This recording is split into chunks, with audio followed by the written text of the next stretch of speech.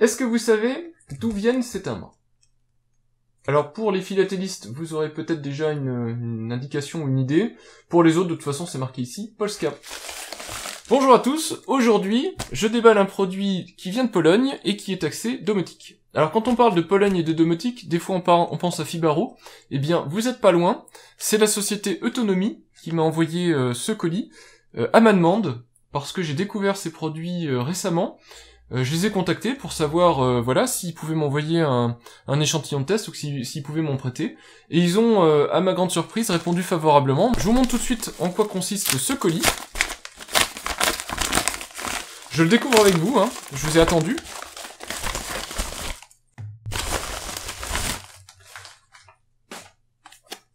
Je leur ai demandé des adaptateurs pour Fibaro Dimmer 2. Alors si vous savez pas ce que c'est que Fibaro, si vous savez pas ce que c'est que les Dimmer 2, je vous conseille ma vidéo ici qui est dans le détail, vous explique ces produits, en quoi ils sont utiles et comment vous allez les utiliser. Ce sont des produits Z-Wave qui vont nécessiter que vous ayez une box qui supporte du Z-Wave. Moi j'ai un JDOM avec une clé Z-Wave et mes Dimmer 2, vous pouvez les installer soit dans votre circuit électrique standard derrière un interrupteur, mais ce qui est super intéressant, c'est que vous pouvez les installer en tant que remplacement d'un télérupteur. Et pourquoi c'est intéressant? C'est parce que, certes, ça coûte plus cher qu'un télérupteur, mais quand vous les installez en remplacement d'un télérupteur, eh bien, vous pouvez continuer à piloter vos lumières avec, comme avant, des boutons poussoirs, mais vous obtenez des fonctionnalités supplémentaires qui sont par exemple les soft start et les soft stop, je sais pas comment l'appeler autrement, c'est-à-dire l'allumage progressif, l'extinction progressif, le dimming, donc vous pouvez changer l'intensité de la luminosité,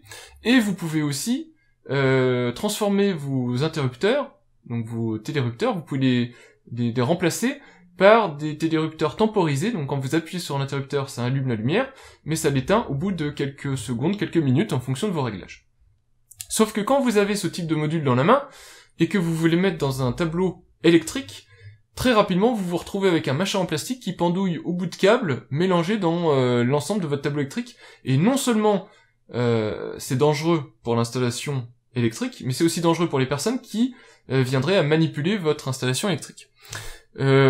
Cette société-là, qui est une société polonaise, donc comme je l'ai dit, vend des boîtiers donc qui vont pouvoir accueillir vos modules Z-Wave. Alors je vous en montre deux. Ici on a le FGS 223. Alors je suis pas encore équipé du double switch, mais je compte le faire. Donc ils m'ont envoyé en avance, je pense, ce produit pour que je puisse vous le présenter. En tout cas, je vous le présenterai quand j'aurai acheté le double switch qui devrait arriver prochainement. Et puis ici vous avez les deux pour Dimmer 2. Alors j'ai deux Fibaro Dimmer 2. Vous avez deux produits différents. Qui ont des options différentes. Alors j'ouvre le premier qui s'appelle le D212 ici. Hop. Alors je précise que c'est une société qui vend en Europe depuis assez peu de temps. Elle vend depuis très longtemps des produits en Pologne, mais en Europe depuis assez peu de temps. Et pour autant, je reçois un produit qui a tout de suite un manuel en français, qui m'a l'air d'ailleurs décrit dans un bon français. Donc un produit déjà qui me rassure parce que il a ici les certifications nécessaires CE et autres pour la commercialisation sur le marché européen, sachant que c'est depuis assez peu longtemps qu'il commercialise ce produit sur le marché européen. Alors le premier produit que j'ai ici, donc c'est un boîtier tout plastique évidemment, qui va accueillir votre module Fibaro et qui est équipé de deux boutons ici, qui vous permet sans avoir à ouvrir le boîtier, de jouer avec vos modules pour pouvoir les configurer et pour pouvoir les initialiser. On voit à l'arrière ici donc que vous avez un connecteur ride-in, donc le ride-in c'est le rail en métal de vos tableaux électriques, rail standardisé, avec la petite pince ici montée sur ressort, que vous pouvez ouvrir avec un tournevis, qui vous permet tout simplement de libérer votre module une fois qu'il est clipsé sur le ride-in. Vous avez ici le label nécessaire si vous voulez écrire quelque chose dessus, et vous avez les borniers à vis, qui sont standards dans une installation électrique. Alors, il y a une autre version qui s'appelle la D212NP, que je vous ouvre également, qui est livrée de la même manière avec son petit manuel. Alors, les manuels sont communs sur les deux versions. Vous voyez que c'est le même produit, mais qui lui, tout simplement, n'est pas équipé des petits boutons S1 et S2. Donc maintenant, l'étape suivante, c'est tout simplement de se retrouver sur mon tableau électrique. Je vais démonter les modules du boîtier dans lequel ils se trouvent, les installer là-dedans, refaire le câblage ici, donc via les borniers à vis qui sont extrêmement sécuritaires par rapport à l'installation, puis en plus vous voyez qu'ils sont ici écrits de manière à ce qu'on ne puisse pas se tromper par rapport au module en lui-même, donc c'est extrêmement facile de repérer à quel endroit brancher quoi.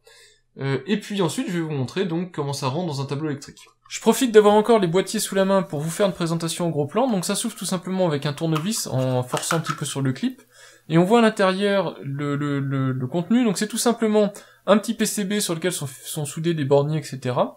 PCB donc ici qui est écrit en fonction du type de produit que vous avez, donc si c'est un dimmer, un double switch, etc. Donc je vous ouvre l'autre pour vous montrer, on voit ici FGD 212, on voit aussi que à l'emplacement des boutons S1 et S2, rien n'a été soudé, puisque c'est la version sans bouton ici. Et j'en profite aussi pour dire que ces PCB sont des PCB quand même qui présentent des pistes d'une largeur assez importante. N'hésitez pas à bien regarder sur cette séquence-ci, tout simplement parce que on doit transporter dessus du 220, et donc ça nécessite quand même de l'intensité de la tension assez élevée. Donc les deux boutons sur l'autre module sont connectés, et donc il y a la possibilité très facilement de les actionner.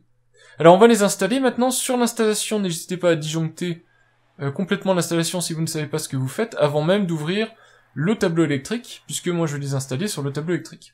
Alors faites pas attention pour le bazar, je suis en train de travailler sur l'IPX, j'ai disjoncté l'installation donc au niveau de la lumière personnellement, donc le reste est encore sous tension, et voici ici le boîtier que je vous avais montré à l'origine, boîtier qui héberge mes deux dimmer switch Fibaro. Donc on les voit dedans. À gauche celui de l'étage, à droite celui du rez-de-chaussée. Je vais tout simplement remplacer ce gros boîtier en plastique par les petits boîtiers qu'on m'a envoyés de chez Autonomie. Ni vu ni connu, j'en ai profité pour retirer un des deux modules de mon tableau électrique, et donc maintenant l'objectif ça va être de venir fixer dans ce module-là, dans ce boîtier-là en tout cas, le module. Donc voilà le module Fibaro. Alors le module Fibaro, il suffit de dévisser tous ces borniers, même si à l'origine vous n'utilisiez pas tous les borniers, il faut les dévisser, pour pouvoir venir les visser sur le boîtier Autonomie. Donc vous placez le module directement sur le boîtier Autonomie, et vous revissez tous les borniers. Alors n'hésitez pas à serrer relativement fort, mais pas trop fort, parce que les borniers Fibaro sont quand même pas trop costauds. Et ensuite vous avez normalement un petit module Fibaro qui devient solidaire du boîtier Autonomie. Une fois que ceci est fait, eh bien l'étape suivante c'est tout simplement de venir refermer le boîtier. Donc c'est juste un boîtier en plastique, donc il suffit de bien plier l'antenne, de la mettre dans le boîtier et de venir clipser le boîtier sur le fond du boîtier. Une fois que c'est fait, vous avez uniquement à venir clipser le boîtier sur le ride-in, c'est pour ça que je vous ai dit que c'est un boîtier ride-in. Donc le ride-in c'est le rail en métal que vous voyez sur lequel je viens de clipser le petit boîtier, et le module est prêt à être câblé. Donc là, en vitesse, j'ai câblé les modules. Vous voyez qu'il y a des endroits pour venir y écrire à quoi servent précisément chacun des modules. Et en gros plan, vous voyez mon installation. Alors, je l'ai nettoyé après la vidéo. Là, c'était pour remettre vite fait les câbles en place pour pouvoir vous montrer à quoi ça ressemble. Donc en haut, c'est les borniers en gros qui alimentent le module et les lumières, et en bas, ce sont les borniers qui permettent de commander le module. Donc ça, c'est propre et c'est bien précisé. Donc, sur un des deux modules, j'avais les boutons S1, donc vous voyez que S1 pilote bien la lumière. Alors ça sert à rien au niveau boîtier lui-même, mais en tout cas, vous pouvez configurer votre lumière en utilisant les boutons S1 et S2. En tout cas, si vous voulez faire des économies, je pense que c'est dispensable, vous pouvez partir sur le boîtier le plus simple. Enfin, je vous montre mon installation domotique propre, c'est-à-dire avec les tableaux complètement refermés, et aussi tout le bazar autour de l'IPX nettoyé. Donc voilà ce que ça donne, et vous voyez que ça donne un look un peu plus fini par rapport à l'installation de départ. J'en profite quand même pour vous montrer la version ici qui est pour FGS 223, donc le double switch. C'est exactement la même chose, donc toujours le manuel d'instruction. Vous voyez que par contre il est spécifique ici au FGS 223, ce qui est quand même la moindre des choses quand on veut vendre des produits différents. Vous voyez que le manuel est différent, et qu'à nouveau vous avez toutes les informations nécessaires pour comprendre l'installation électrique de ce module, avec la protection en amont, et le module et son câblage. Alors, le câblage en lui-même du module, c'est à Fibaro de faire l'effort pour réaliser pour fournir cette information-là, mais vous voyez que, à nouveau, sur le module ici, eh bien, la marque a tout simplement reporté les différentes broches du module, et donc, très facilement, vous avez juste à venir mettre vos câbles et à brancher, et là, vous aurez un module double switch, donc, comme c'est écrit ici, dans ce petit boîtier-là. Alors maintenant, mes conclusions concernant ce produit. Alors, évidemment, le point noir, je dirais, de ce produit, ça va être son prix. Pourquoi? Parce que le boîtier, comme celui-ci, est vendu quand même 25 €, 26 € chez Domadou, sans compter les frais de port, puisque les frais de port sont pas toujours gratuits sur la boutique. Et si vous attaquez les boîtiers avec les boutons, comme ceux que j'ai pu vous montrer, donc ces boîtiers-ci, vous tapez dans du 34 €. Alors, ça c'est juste le boîtier en plastique ici, normalisé, etc., pour mettre dans votre installation électrique. Donc, dessus, il faut rajouter le module Fibaro, qui coûte entre 35 et 40 €, 50 € si vous faites pas de bonnes affaires. Donc ça fait un total entre 60 et 80 €, en gros. C'est évidemment beaucoup plus cher qu'un télérupteur, mais ça fait énormément plus de fonctionnalités que le module en lui-même, et branché dans son petit boîtier, surtout, c'est beaucoup plus sécuritaire et beaucoup plus propre que n'importe quelle installation que vous pourriez faire en mettant ça en vrac dans votre tableau électrique. Donc, l'alternative, c'est celle que je vous ai présentée quand je vous ai installé les modules Fibaro. C'est un boîtier générique dans lequel vous mettez vos modules. Ils sont pas accessibles facilement, il n'y a pas les petits boutons en façade pour venir les interagir avec, mais ils sont quand même relativement en sécurité au niveau température et au niveau protection électrique des personnes. Et sinon, l'autre alternative, eh bien, c'est ce type de boîtier-là, où là, vous avez vraiment une installation au top, parce que chaque module est dans son propre petit boîtier, protégé, correctement câblé, pas de souci de câblage qui va dans tous les sens, etc. Et c'est pour moi la solution idéale. Alors, ça a un coût, donc c'est à vous de déterminer si ce coût-là en vaut la peine. La domotique, de toute façon, pour moi, c'est toujours un surcoût par rapport à des achats standards. Et franchement, sur des produits de ce type-là, c'est sûr que c'est cher, mais d'un autre côté, ça vous met en sécurité et ça vous certifie quelque part votre installation électrique. Donc je pense que ça vaut l'effort d'investissement. En tout cas, pour ma part, je suis déjà équipé pour les modules que j'ai, et je sais que si je dois étendre mon installation, ils ont toute la gamme disponible, quels que soient les modules Fibaro que vous souhaiteriez acheter, et donc je sais que j'enrichirai ma gamme des autres modules, enfin des autres boîtiers pour mes autres modules.